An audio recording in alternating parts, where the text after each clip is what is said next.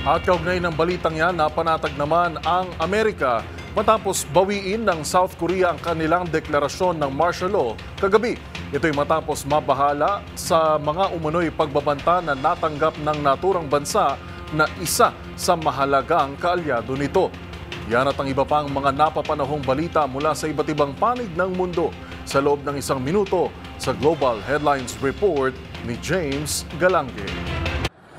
Balita mula sa Amerika. Napanatag ng Amerika matapos bawiin ni South Korean President Yoon Suk-yeol ang pagdedeklara nito ng martial law sa South Korea.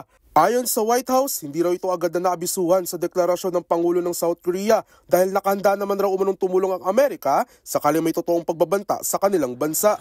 Samantala, balita pa rin mula sa Amerika. Huli naman ang isang Chinese national sa California, USA na hinihinalang nagsusupply umano ng mga armas sa North Korea. Nakilala ang suspect na si Sheng Wawen, 41 anyos, na inaming sinubukan pa nito na kumuha ng mga military uniforms upang tulungan ng North Korea na magsagawa ng surprise attack sa South Korea. Sa iba pang balita, napag-alaman naman ng Yale School of Public Health na parasang ipinapadala ng Russia ang mga batang Ukrainian na nakukuha nito mula sa mga occupied Ukrainian territories at gawing Russian citizen o kung tawagin ng Kremlin sa Russia ay Russify. Habang kinumpirma naman ito ng US State Department na mayroon ng nasa mahigit 300 bata ang kinuha ng Russia para sa ilalim sa Russify simula noong nagsimula ang gyera. At iyan ang isang minutong hatid ng mga pinakamainit at napapanong balita sa iba't ibang panig ng mundo. Para sa MBC TV Network News, ito si James Galange, una sa Pilipinas, una sa Pilipino.